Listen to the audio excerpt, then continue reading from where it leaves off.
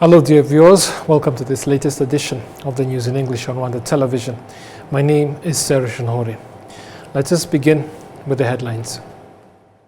A report by the International Labour Organization has shown that Rwanda has made significant progress in reducing youth unemployment.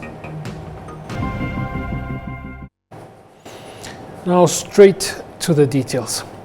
The city of Kigali is urging people constructing various buildings to comply with construction regulations and avoid building structures that could put people's lives at risk, as violations, once discovered, can result in serious financial losses.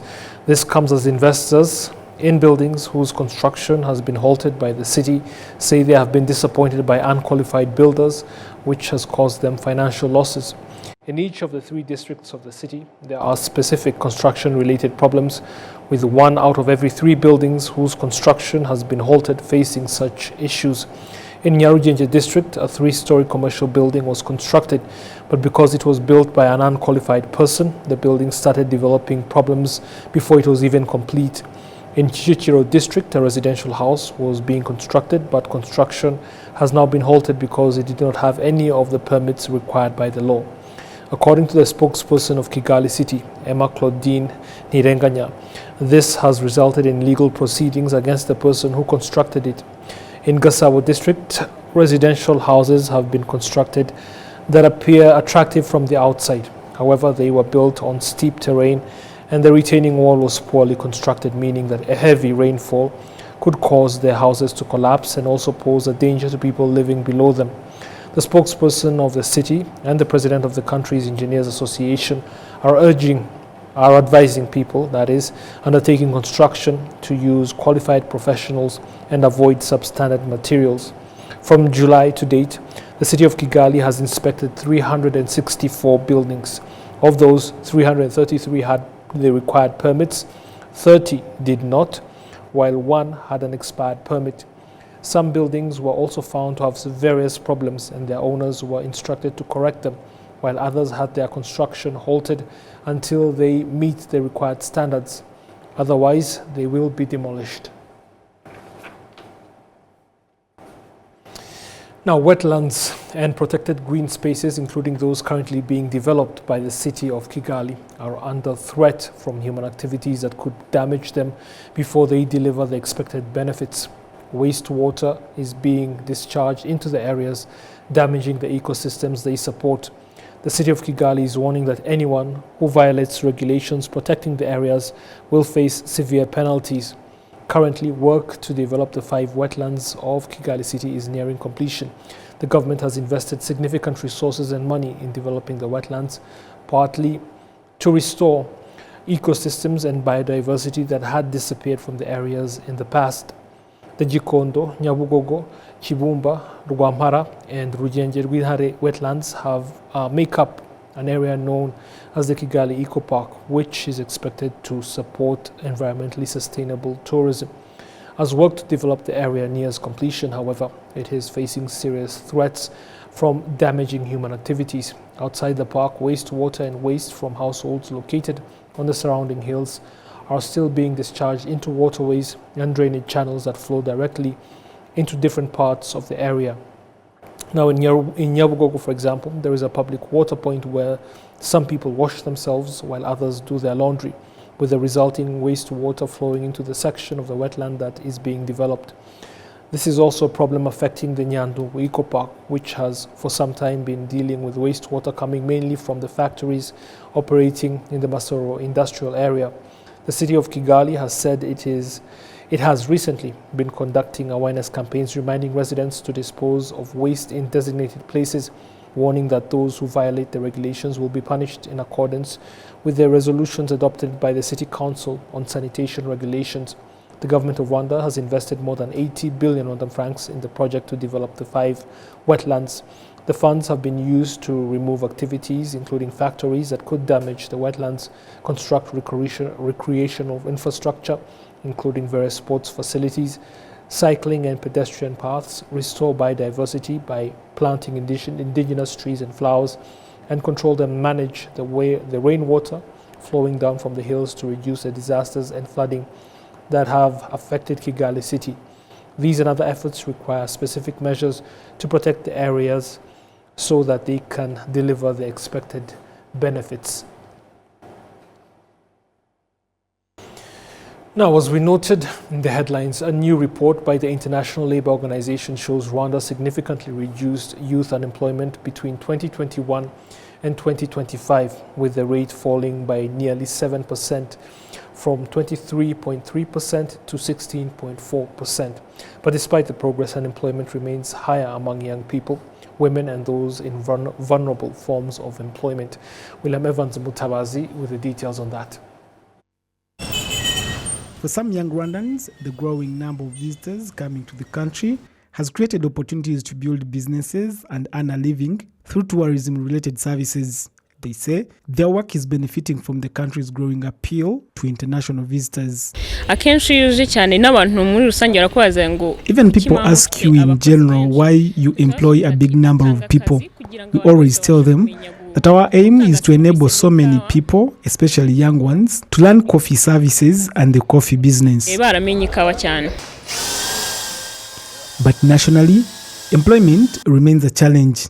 In the second quarter of 2026, Rwanda's unemployment rate stood at 13.4%, meaning more than 729,000 people were without work. Among young people aged 16 to 30, the rate was higher at 15.7%. Women recorded unemployment of 15.5% compared with 11.6% among men. Despite the challenge, some employers and workers remain optimistic that Rwanda can meet its target of reducing unemployment to 12% by 2026.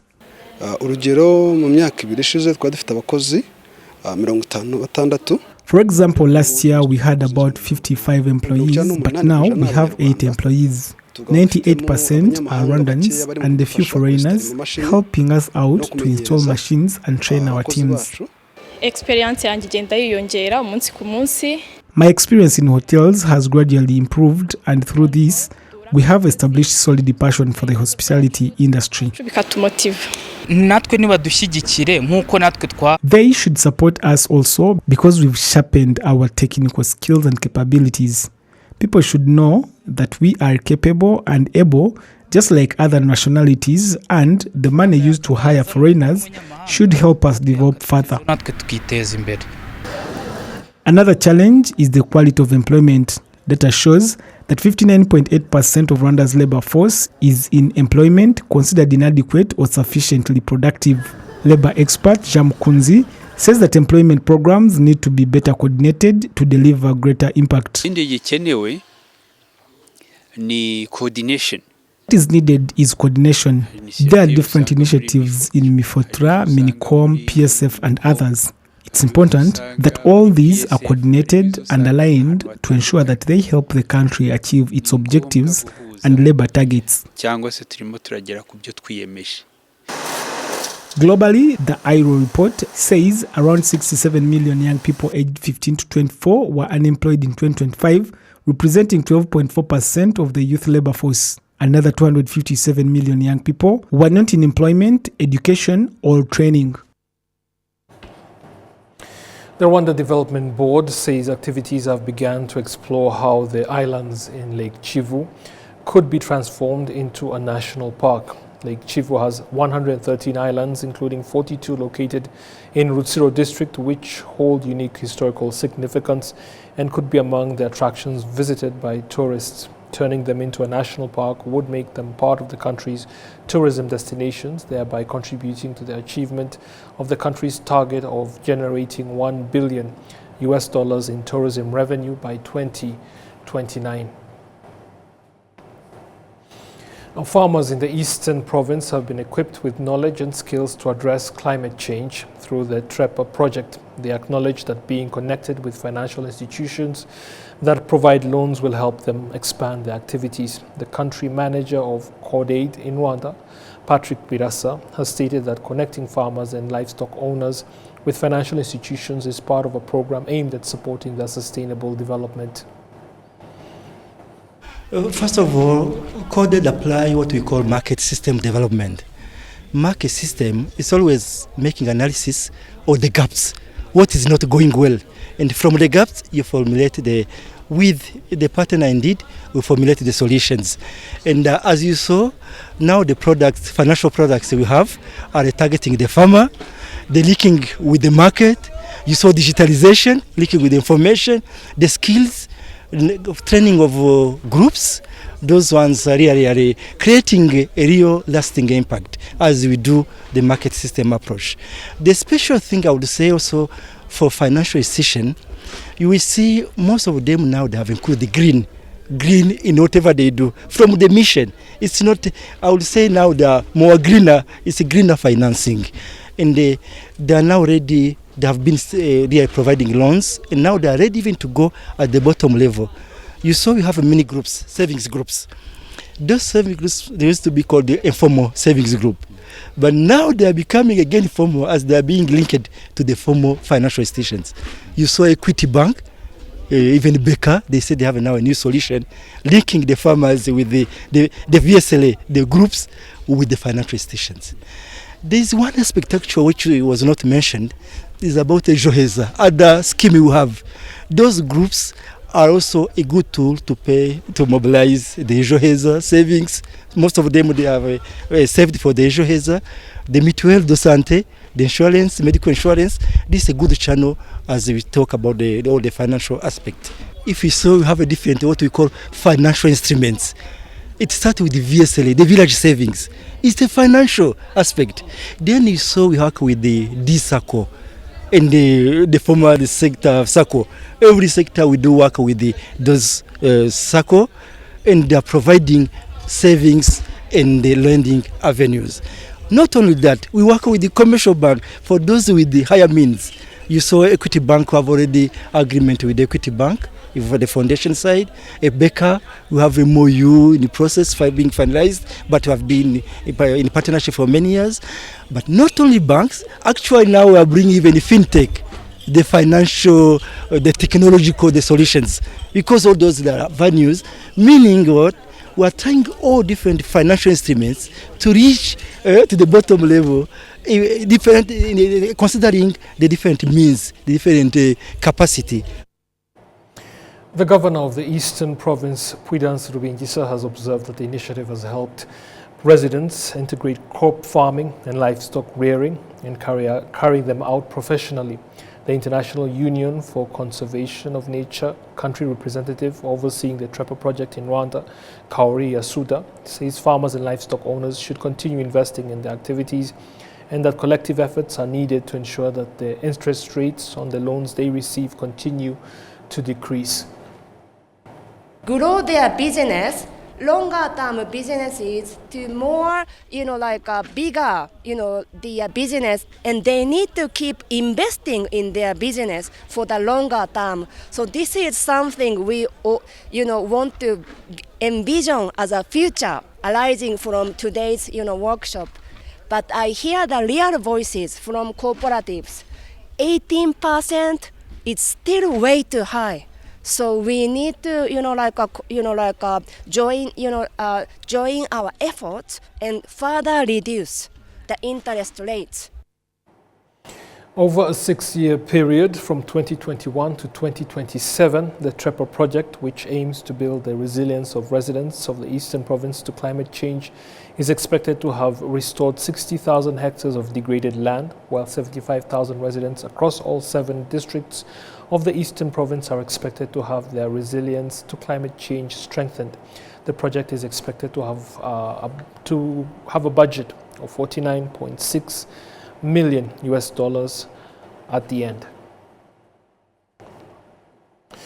Tourism stakeholders here in Rwanda have stressed that community participation in conservation is essential based on the tangible results achieved through government programs aimed at protecting biodiversity. Adam Squizero with more. It has been 21 years since Rwanda began the Kwitizina with the aim of protecting the endangered mountain gorillas. At the time, only 430 mountain gorillas were recorded in Volcanoes National Park, but today their population has increased to 1,100.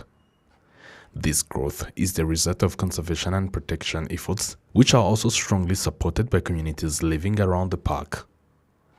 The 2025 annual report by the Rwanda Development Board (RDB) showed tourism revenues reached a record of $685 million in 2025, up from $647 million in 2024, while visitor arrivals increased by 9% to 1.49 million.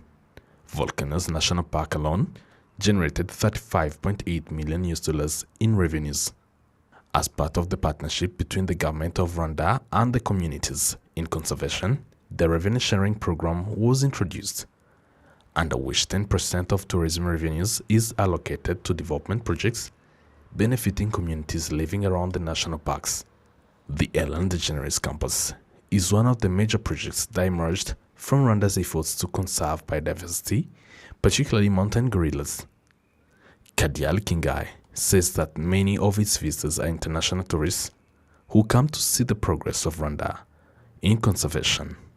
We had the dream of having this campus. The idea behind it, why we even call it a campus, is so that it can be an entry point for a lifetime of conservation. So people can visit this beautiful campus, and through gorillas, they can be able to take part in conservation in whatever different way that they may choose in their lives. So that is our goal. To further strengthen this vision, the cabinet approved in July the establishment of Rwanda Nature Fund. Its executive director, Jean Mutangana, says its institution objective is to further develop the sector while ensuring that it also benefits local communities. Conserving our biodiversity, our natural heritage, increases tourism incomes, but also directly, impacting on the communities adjacent. We also invest in 10% that goes direct to community projects. This is a direct benefit of the adjacent communities, but also to the country economy. We expect to position Rwanda on the global scene in terms of the best conservation practices. We also expect to scale up in terms of partnerships. We expect to mobilize resources that are going to fund major projects, including park expansion, that is implemented in a span of 10 to 15 years. We also expect to actually develop research, scientific research, based on conservation. As part of continued efforts to protect biodiversity, particularly in Volcanoes National Park, there are some plans include expanding the park by approximately 3,740 hectares and establishing about 6,620 hectares of buffer zones. Adam Squizera, RTV News.